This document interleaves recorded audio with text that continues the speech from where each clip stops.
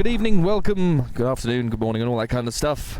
Here we are today, IMTV viewers, in somewhere in Ohio. We can't quite remember the name, but it's Blossom Hills. I know that much. And we're just north of Akron and a little bit south of Cleveland. Cuyahoga. And it's Cuyahoga, as Johnny's just correctly pointed out, it's Cuyahoga Falls. Or Cuyahoga Falls. We can't quite remember.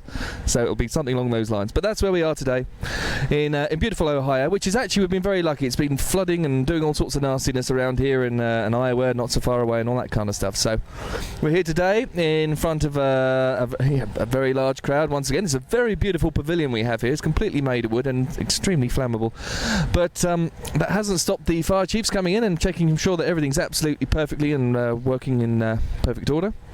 So we've got the green ticket, and basically we're just about a few hours before showtime, and today we're not going to be talking to the crowd tonight. I'm sorry, Ohio, but we actually have the opportunity to talk to the actual band themselves. They've been so kind to give us a small period of their time to show us a bit around their little places around the backstage area. So let's take a wander down here into the inner depths, or the inner sanctum that is backstage. Very dangerous place, you know. A lot of fireworks, a lot of eddies. It'll clonk you on the head if you don't watch it, I tell you. We'll learn more about that later on. Anyway, come with me. Ask you a question, any question. What's your favourite colour?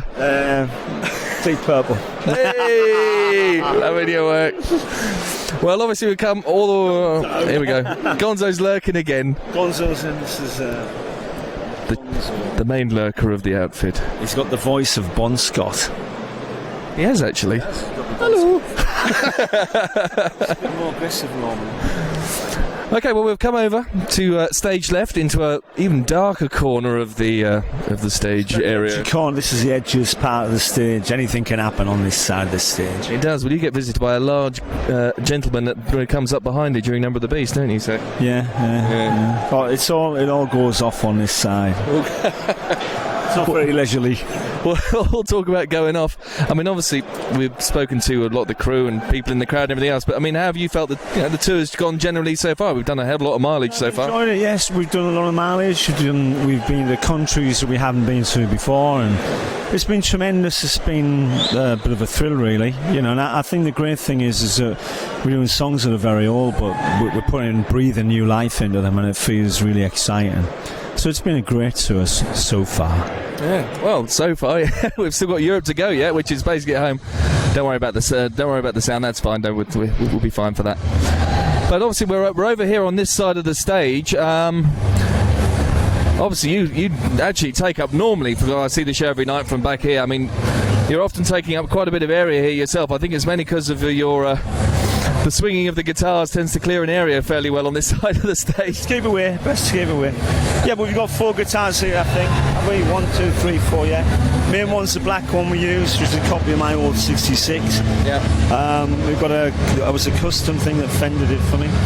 And we've got 3 white ones. Should have another one out here, but I kind of left it at home. So we're getting by with just 4 this time, and it's been fine. They're all set up with 10s, string-wise. I wouldn't say they're particularly nice to play. There's kind of, you've got to fight them to get a sound out of them, but I like them set like that.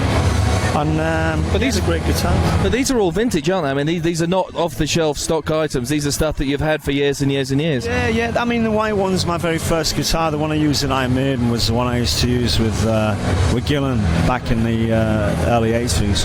So that, and I want to actually use that white one there with White Spirit on the White Spirit album. So that's been with me from day one, really. And there's a couple of other guitars I've got in the house that I toured with Gillan.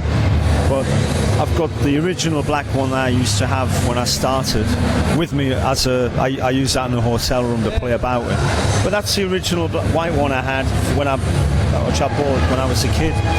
So a little bit of history there, which I think is really important. Well, also it's been glued together a few times, hasn't it? Yeah, it's a bit like that brush, isn't it, out of Honey Fools and Horses, because I've had this brush for 20 years. He goes, man, I've had the head changed once or twice in a different stick. But yeah, it's been glued together a few times, and I used to take him to Dick Knighton. He once took a scratch plate off and it just fell in 3 bits. I had to go and see him and he beat me up. Little old bloke beat me up, was embarrassing, really. Sorry, Dick. Lovely old man. And he used to fix all my guitars when I was with Gillan. So, yeah, he used to put that together a few times. And it's a lovely guitar. They obviously got the amps on this side, Marshall, and also got a boogie up there as well. Yeah, I mean, it's pretty straight in. There's a few things in the rack which I very rarely use. There's nothing I pop in there. It's mainly the Marshalls. The odd solo we use is a boogie. And there's a graphic equaliser in there which I use for the odd clean sound, just to bring it up a bit. Yeah. And it's mainly just an amp sound. I'm using the gain from the amps to try and get a kind of a much more real sound. Not too dirty. I don't like a thrashy sound. I like to have a bit of cleanness in there, which makes it a bit harder to play, but it's a sound I like. So, well, obviously, I mean, you're right next to Mr. Harris, who's just beside you, and he's got cabs on both sides of the kit here, so there's an awful lot of noise. It can be very bottom-endy, and sometimes the frequencies overlap each other, and it kind of gets difficult to hear in certain parts of the stage. That's just how it is with the sound, you know. It is a frequency thing, but it's loud. It's loud up there, but it has to be. I can't play quietly. It's not an act. It's real, and whatever manifests itself on stage, you can't pretend it, or at least I can't.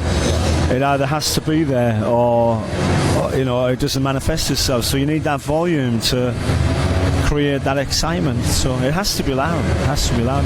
Well, not wishing to tempt fate, obviously I see the chair every night in my little box somewhere out there. See, I might drop the guitar, are you? No. It was actually the opposite. Oh, go on.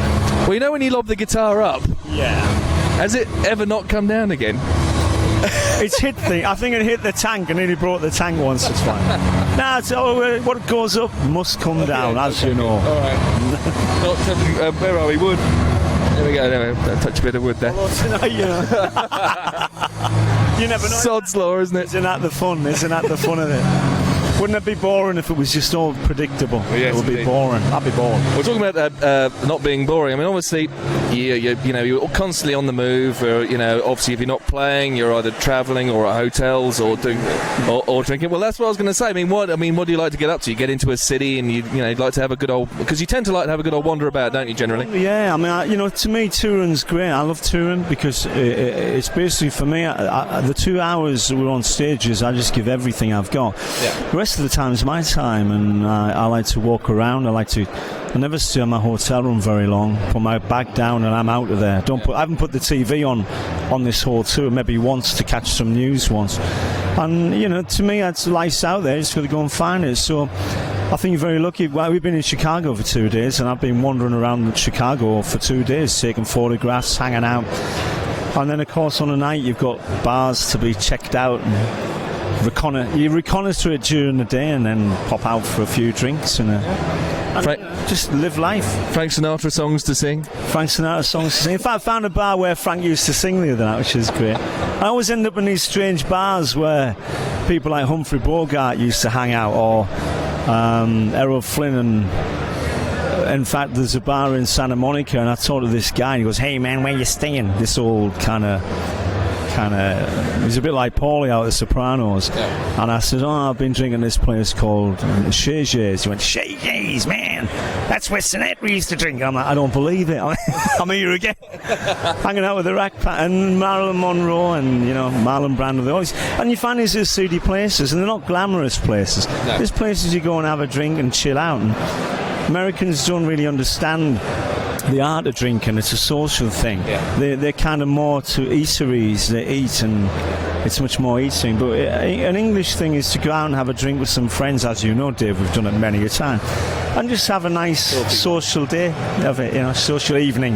Yes. And after a gig, it's even better. Last night, found a lovely little bar. Didn't shut till 4. So there you go. I hear Nico was a bit worse for wear. Nico did have to be carried down the stairs by someone not too far from me at the minute.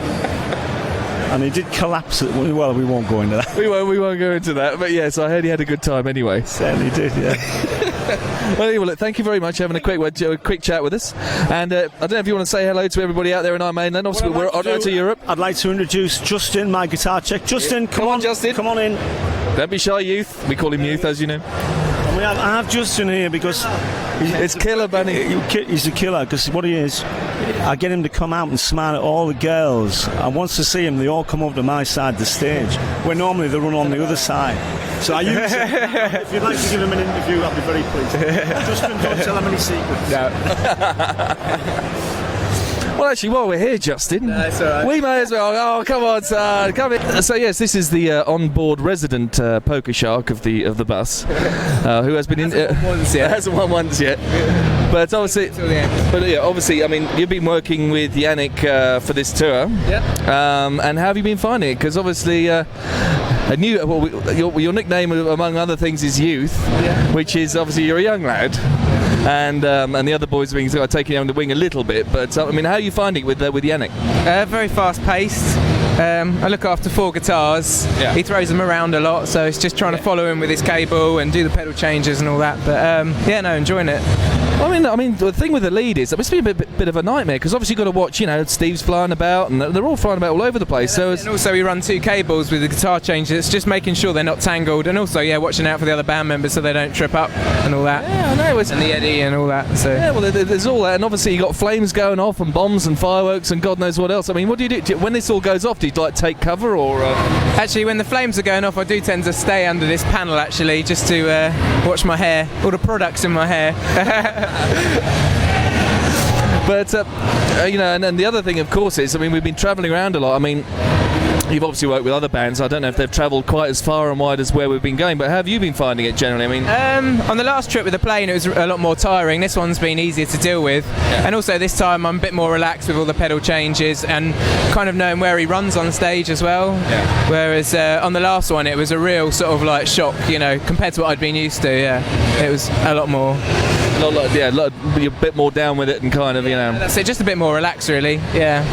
And the thing is, they don't really sound check, so really they rely on you every night to kind of get the sound, right in the afternoon, and you go obviously through. I know you were sort of adjusting stuff the other day. Yeah, I mean, we don't generally adjust it that much. I mean, the sound of the stage changes, but I mean, as long as Dougie's happy with it out front or whatever. But we made a few changes, but unfortunately the band don't get to come and try it, so it's just slight adjustments here and there. But yeah. Well, obviously, besides your nickname Youth, you've also been donned the bunny killer or rabbit killer, which I think is a little unfair. Yeah. A little exaggerated, as these stories inevitably are through the crew. But can you perhaps explain the reason for that? Well, I didn't actually kill the bunny. I was teeing up. There's a line of rabbits, and I mean, I was planning to hit a lovely shot just over the top, but it went like a rocket into the side of a poor hare. And it crawled off to the bush, and they're telling me to finish it off with the club, but I couldn't. They told me it was the only humane thing to do was finish it off, but I couldn't. So it's probably been eaten by a coyote now. And but to make up for this, the next game, this gentleman here is a filthy line. I'm sitting in the golf cart, swings off like a rocket towards my head, knocks me out the golf cart, and I think a bit of mild concussion was received. Yeah, you were a bit dazed the next day, I have to say. And on camera, I heartily apologise once again for clonking you with the old club. Well, not the club, but with the ball there. But anyway. But it hasn't, felt like the club had hit me on the head. It hasn't seemed to. It would have done. But it hasn't seemed to have affected your performance anyway. So. Thanks for having a quick chat with us. Thank you. You see, it wasn't as painful as you thought it was going to be, was it? It's very easy. And, well, I would say, I'll say break a leg, because you're not allowed to say the other 2 words in show business, darlings. So, They are. Well, that's the best thing. That's why you're you. You learn these things. All right, thanks a lot, Justin, anyway.